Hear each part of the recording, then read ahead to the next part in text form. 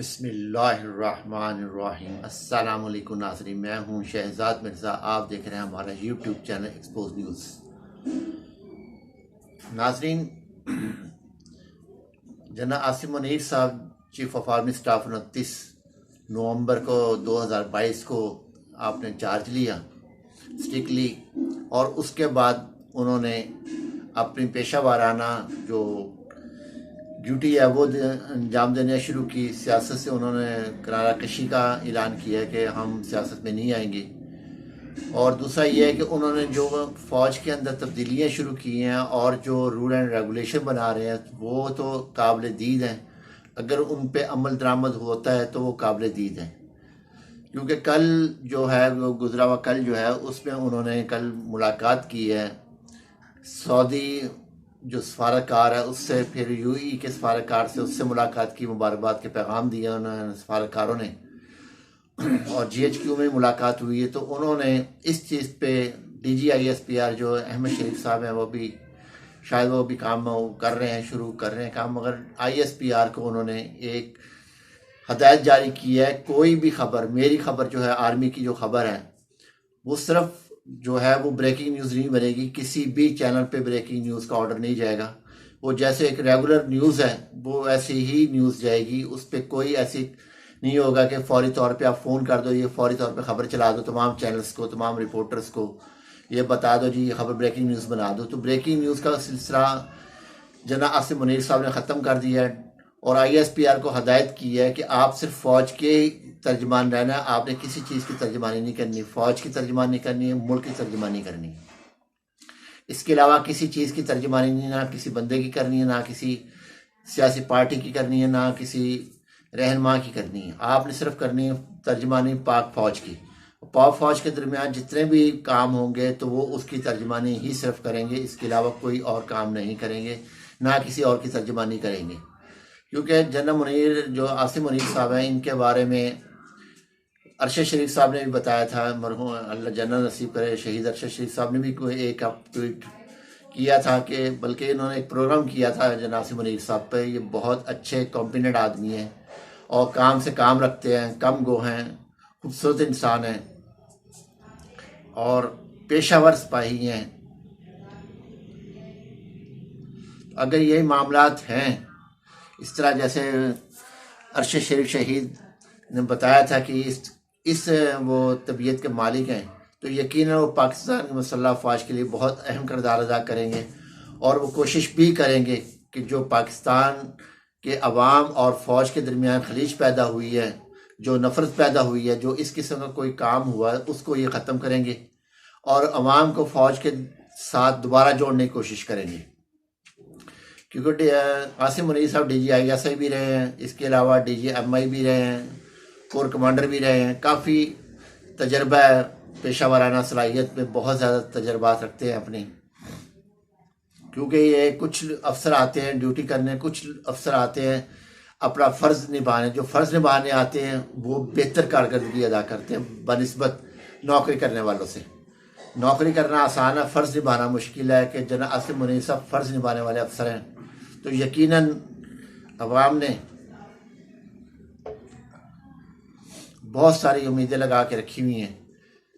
जो खलीज पैदा हुई है इन दोनों के दरमियान, फ़ौज और अवाम के दरमियान, जो एक नफ़रत का रिश्ता पैदा करके गए हैं जनाब आसिफ बाजवा साहब, हाजी साहब जो करके गए हैं, बहुत बड़ी खलीज पैदा करके गए हैं, बहुत बड़ा मुल्क को नुकसान पहुँचा के गए हैं, मुल्क के अलावा मुल्क के अदारों को नुकसान पहुँचाया है, उसके अलावा जिस अदारे का खुद सरबराह है उसमें बहुत ज़्यादा नुकसान पहुँचाया है इन्होंने, उसकी शोहरत को नुकसान पहुँचाया है, उनकी जो अजमत थी उसको नुकसान पहुँचाया है।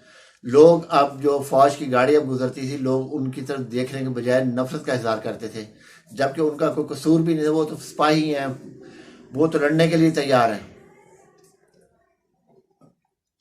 मगर एक शख्स की वजह से सारा, एक शख्स नहीं था, 3 से 4 शख्स थे जो फ़ौज को बदनाम करने में लगे हुए थे और किया उन्होंने, वो कामयाब भी हुए उसमें।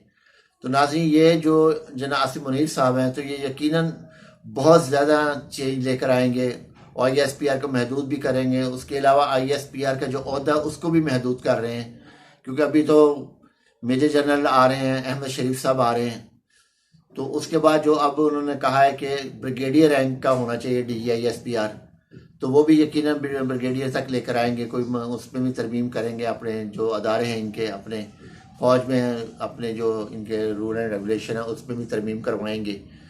तो वो एक पेशा वाराना सिपाही की हैसियत से काम कर रहे हैं। तो ब्रेकिंग न्यूज़ का जो सिलसिला कल ख़त्म किया इन्होंने, ये बहुत खुश आइन बात है। अल्लाह करे कि जनरल आसिम मुनीर साहब इसी तरह ही अपनी फ़ौज को, पाकिस्तान की मसल्ह फ़ौज को पाकिस्तान के लिए इस्तेमाल करें, पाकिस्तान की आवाम के लिए इस्तेमाल ना करें। पाकिस्तान के जो अवाम है उनसे मोहब्बत का रिश्ता कायम करवाने में कामयाब हो जाएं। पाकिस्तान में अवाम के साथ जो नफ़रत का एक रिश्ता गुज़िश्ता 6 साल से चल रहा था, आहिस्ता आहिस्ता आहिस्ता नफ़रत पैदा की जा रही थी, तो इन 7 माह में नफ़रत इंतहा तक पहुँची।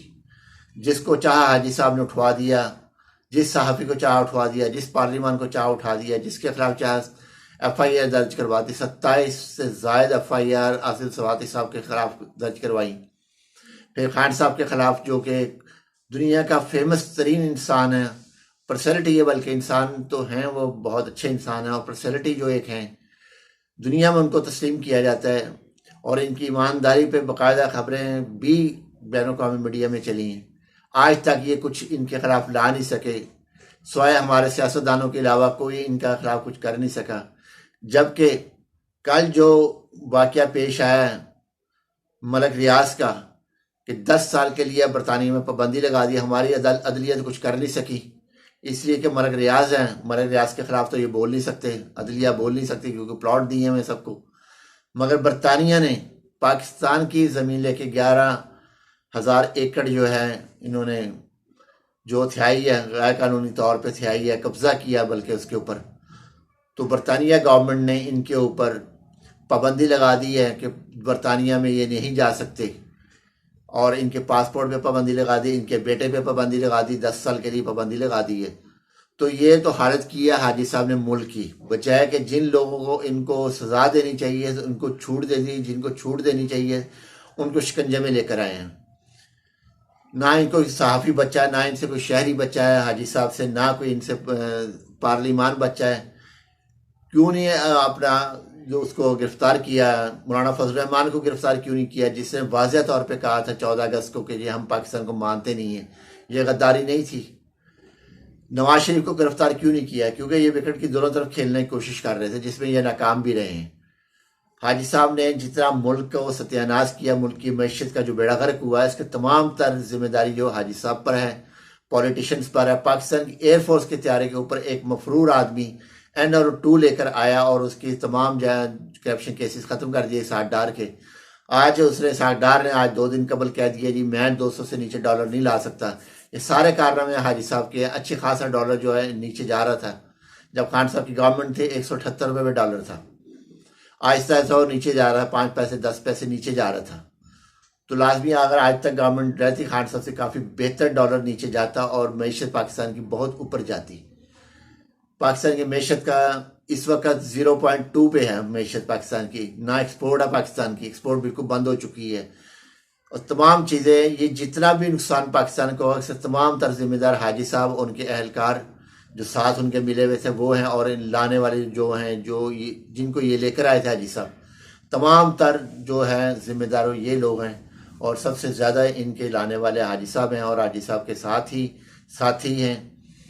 तो नाज़रीन, ये जो बात है जनरल आसिम मुनीर साहब की, आसिम मुनीर साहब बहुत बेहतर ला रहे हैं फ़ौज के अंदर। तो वो कोशिश भी कर रहे हैं किसी भी तरीके से, अच्छे तरीके से फ़ौज को और अवाम के दरमियान जो खलीज है ये इसको ख़त्म किया जाए। जो अदम एतमाद हुआ है, जो अदम एतमाद का फुकदान बढ़ा है फ़ौज के दरमियान, उसको ख़त्म किया जाए, फ़ौज और अवाम के दरमियान उसको ख़त्म किया जाए। तो काफ़ी है, उम्मीद है कि जनरल आसिम मुनीर साहब जिस तरीके से लगे हैं कि हर चीज़ पर पाबंदी लगाते जा रहे हैं कि ब्रेकिंग न्यूज़ कोई नहीं बनेगी, किसी सहाफ़ी को फ़ोन नहीं होगा, जो रेगुलर प्रेस कॉन्फ्रेंस होंगे, जो सहाफ़ी आते हैं बस उनको होगा, कोई नवाजने का सिलसिला नहीं होगा, किसी किस्म का कोई काम नहीं होगा। जो जायज़ काम जो होंगे वो वहाँ पे ISPR में भी वैसे ही होगा, फ़ौज में भी वैसे ही होगा। तो काफ़ी बेहतर मोराल करने की कोशिश कर रहे हैं आसिम मुनीर साहब, क्योंकि उनको बहुत बड़ा चैलेंज है, 3-4 चैलेंजेस हैं उनको। सबसे पहले तो फ़ौज और अवाम के दरमियान फुकदान, फिर फ़ौज के अंदर सीनियर और जूनियर जनरल के दरमियान, जूनियर अफसरान के दरमियान एक फुकदान, अदम एतमाद का फुकदान, वो उन्होंने ख़त्म करना है। फिर सिपाहियों और जनरलों के दरमियान जो एक अदम एतमाद का फुकदान वो है।